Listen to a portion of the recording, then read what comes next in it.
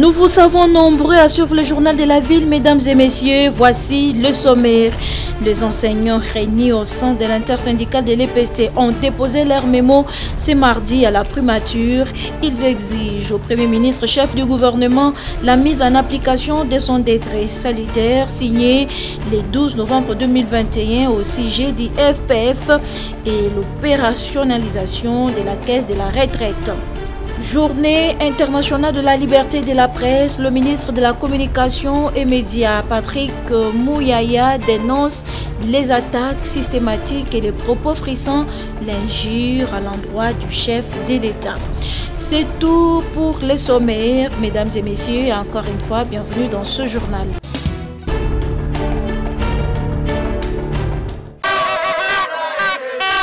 Ils ont pris d'assaut la primature ce mardi 3 mai 2022. Les enseignants de la République démocratique du Congo, réunis au sein de l'intersyndicale de l'EPST, qui se disent mécontents du non-suivi de l'application du décret sanitaire du Premier ministre signé le 12 novembre 2021.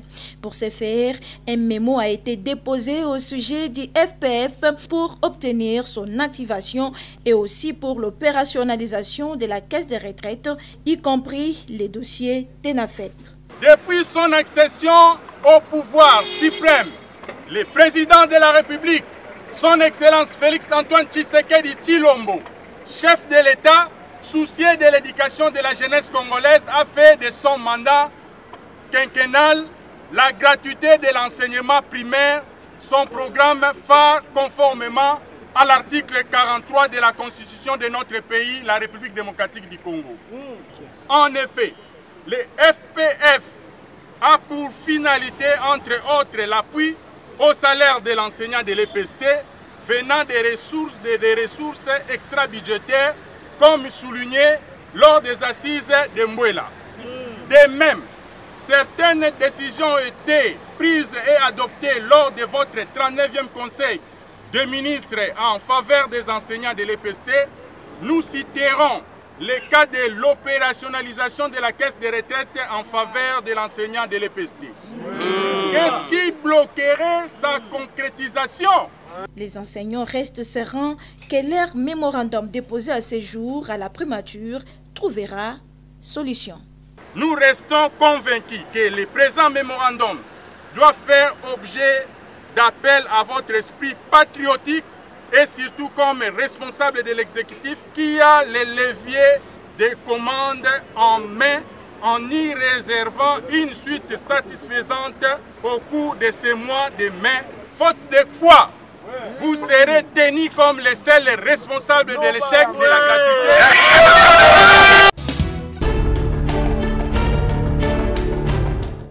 Grève décrétée dans des écoles publiques par l'intersyndicale de syndicats des enseignants, l'association des parents d'élèves et d'étudiants de la République démocratique du Congo, que dirige David Steve Diaté-Zouampongi, s'est dit surpris de constater une telle situation. C'est vraiment déplorable.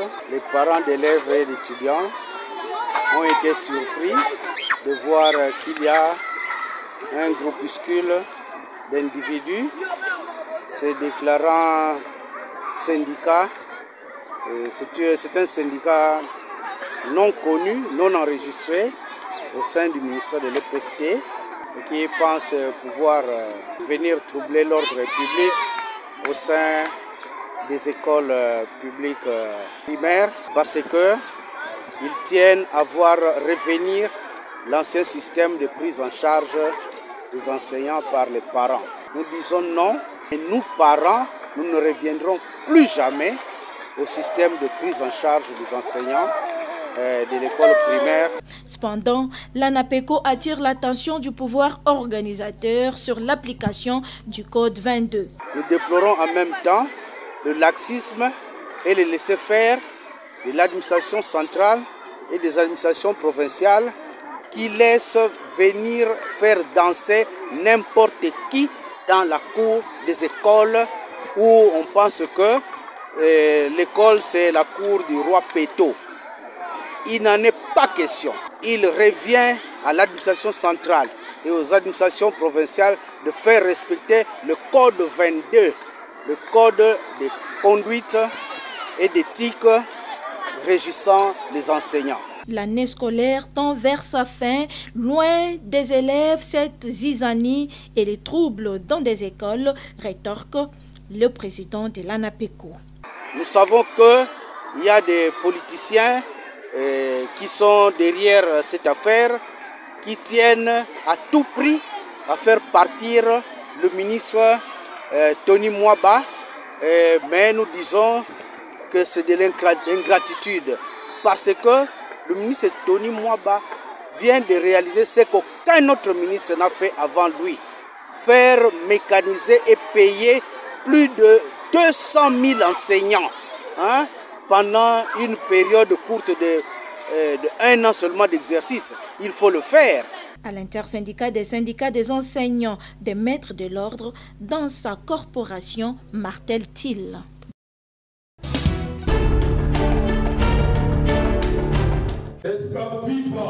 Célébration de la Journée internationale du travail, la dynamique Séraphine Kiloubou DSK n'a pas loupé l'occasion.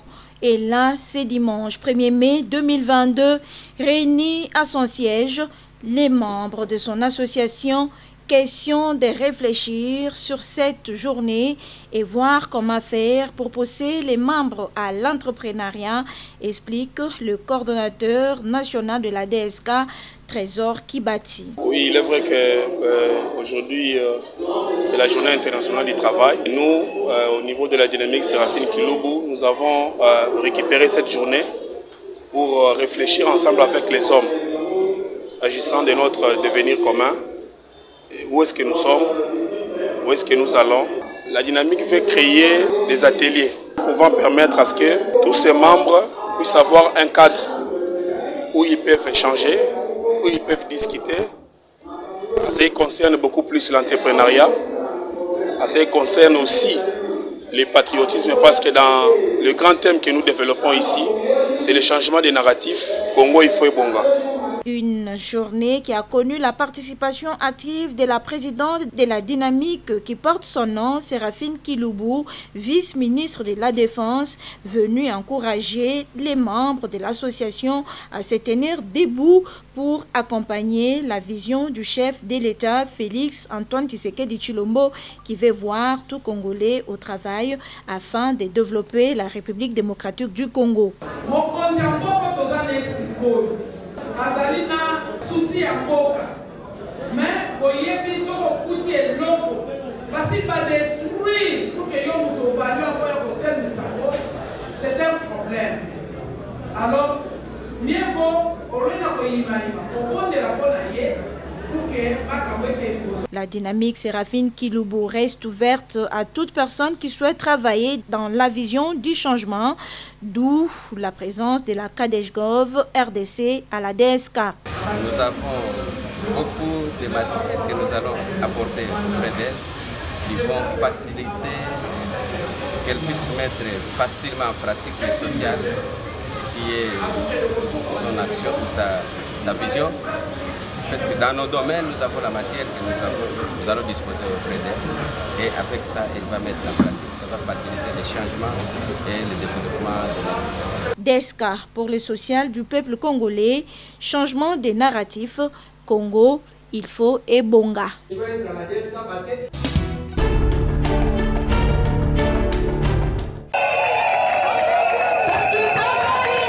Germaine Kayeye, GERKA pour les intimes, en sa qualité de fédérale du parti, la Convention pour la République et la démocratie, CRD en sigle, est décidée à porter haut l'étendard de ses partis chers à l'honorable président de la Chambre basse du Parlement, Christophe Mbosonko Diampouanga. Elle a donc lancé officiellement les activités du CRD dans le district de Tchangou, précisément à Kimbanseke, le dimanche 1er mai 2022.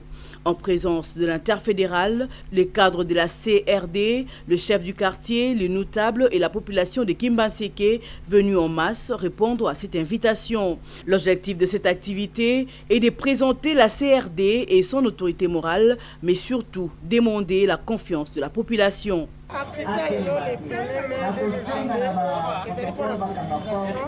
Il y a CRD dans la carte commune à Kimbasi. Et pour lancer une sortie officielle, il y a CRD dans la carte commune à Kimbasi. Pour la population à Kimbasi, que le message est réalisable. Donc, pour la l'élo, il y a mis CRD, il va faire du partenaire. Il va faire sa partie de confiance. Il va animer la solo, on va la La population est restée attentive, mais a posé des questions sur les conditions dans lesquelles elle vit. Gerka n'a rien promis, mais les a rassurés, étant elle-même habitant de ce coin de la capitale.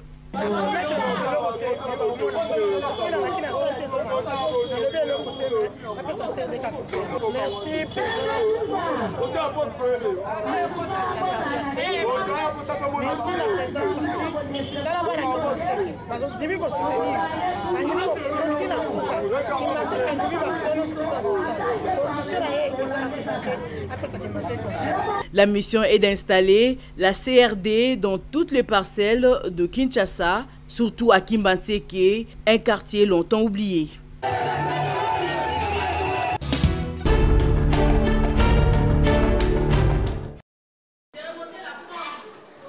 Clôture ce samedi 30 avril 2022 à Kinshasa, à l'hôtel de ville, de la formation des 2000 jeunes à l'entrepreneuriat pratique dénommé FOREP. Venus des 4 districts de la ville-province et Kinshasa, ces 2000 jeunes ont eu l'occasion d'être formés à l'autoprise en charge, s'adonner à un métier quelconque initié par soi-même ou soit en groupe, et c'est grâce à la présentation des différents modules par différents experts en la matière. Entrepreneuriat axé sur la conception, la transformation des produits comestibles, la transformation des produits incomestibles et pâtisseries. Voilà autant de matières apprises par les participants qui se sont exercés même sur place en mettant en pratique les différents métiers appris lors de la dite formation. Très heureux, il remercie les organisateurs. Aujourd'hui, FOREP a démystifié l'entrepreneuriat. On pensait que c'était du mystère, c'était quelque chose qui était surprenant, quelque chose de mystère. Mais avec FOREP, dans 2 semaines seulement, nous avions compris que c'est l'entrepreneuriat axé sur la conception. Toujours soucieuse de voir les jeunes Congolais devenir autonomes, l'Union de jeunes Congolais promet de soutenir plus de 100 jeunes qui ont suivi cette formation en entrepreneuriat en vue de leur permettre de lutter contre le chômage. Et c'est dans le cadre du projet Tufaulu Pamoja à entendre. Réussissons ensemble.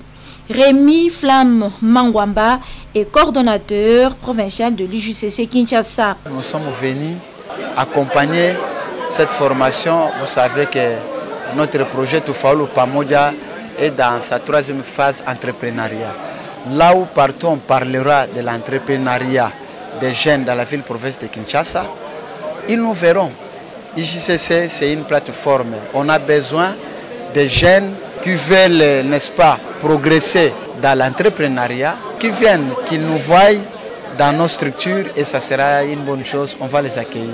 Organisé par les conseils provinciaux de la jeunesse et clôturé officiellement par les conseillers du ministre provincial de la jeunesse, FOREP est une école qui sera pérennisée pour l'entrepreneuriat en République démocratique du Congo.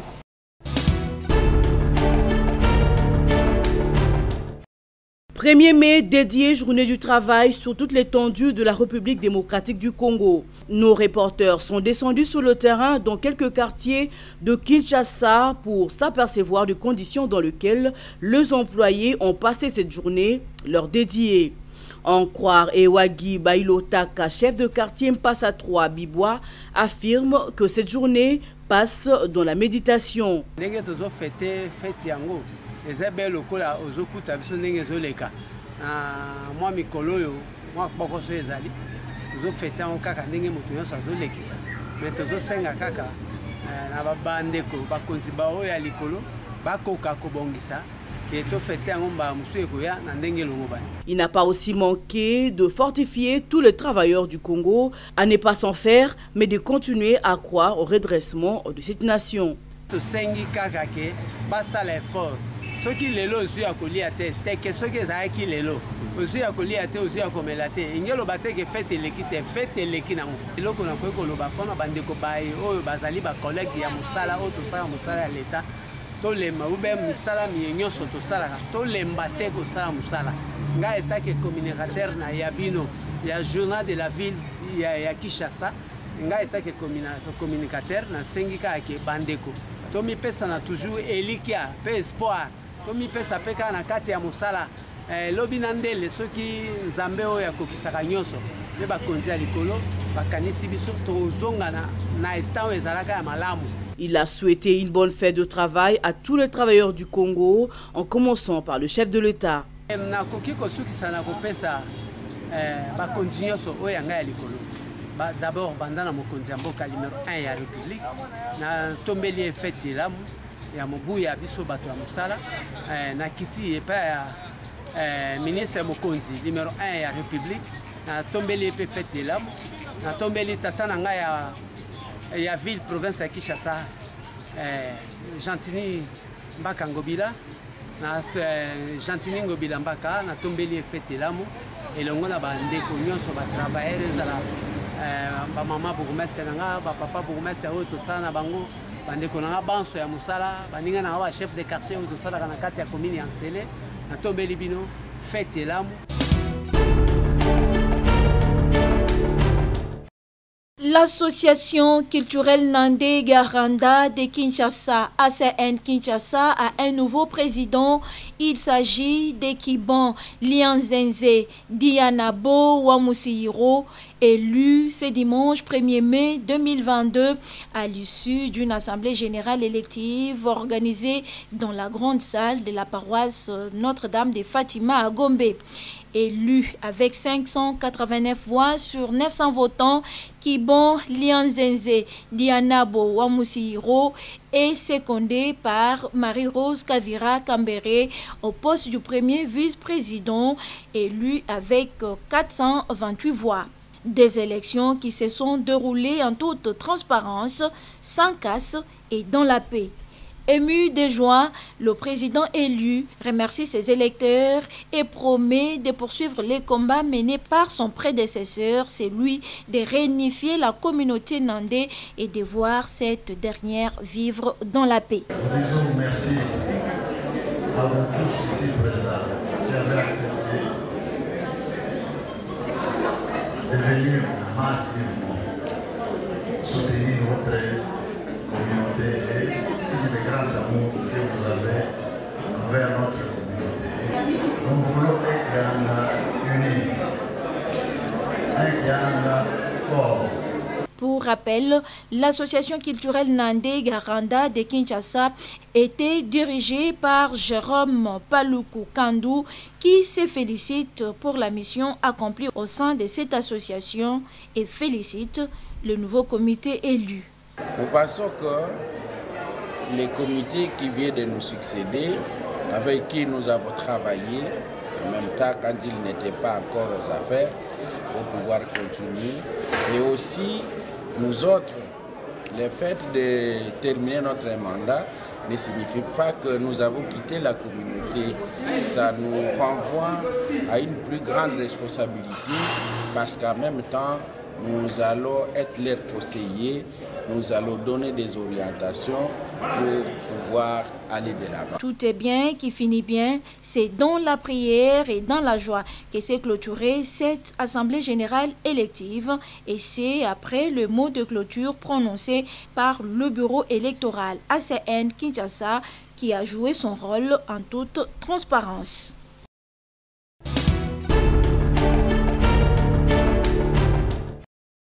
La famille Audra a commémoré le samedi 29 avril 2022 le 20e anniversaire de la disparition de la regrettée Joséphine Charlotte Audra Omuko, décédée depuis le 25 avril 2002. À cette occasion, une messe d'action de grâce a été dite en la cathédrale Notre-Dame du Congo pour rendre des actions de grâce à Dieu, maître de toutes choses, pour la vie et ses souvenirs. Ses enfants et petits-enfants se battent pour perpétuer son nom. Plusieurs personnes ont rehaussé de leur présence à cette messe, entre autres la famille, les amis et connaissances. Dans son homélie, l'abbé Camille Essika invite l'assistance à prier pour son repos auprès du Père. De la mort de la reine jaillit une nouvelle vie. Comme on dit que la vie est toujours victorieuse de la mort. En fait, le message de l'homme, vous célébrez non pas la mort, vous célébrez la victoire de la vie sur la mort. Avant de sa télévision, il y a 20 ans,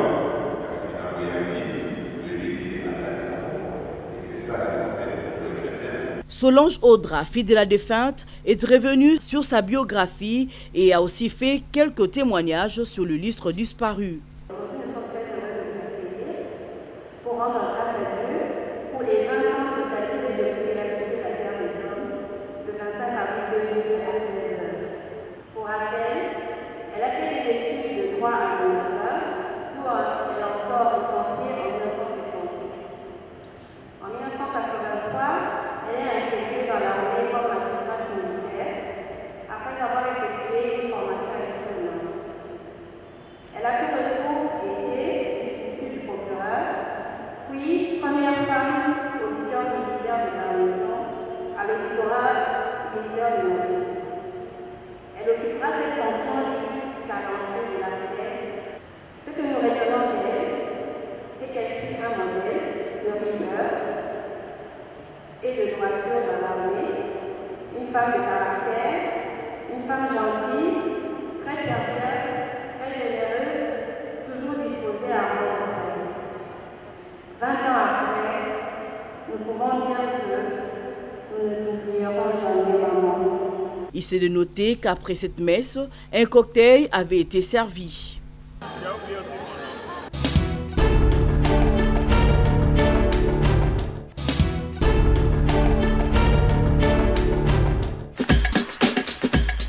Nous sommes arrivés à la fin de ce journal de la ville, mesdames et messieurs.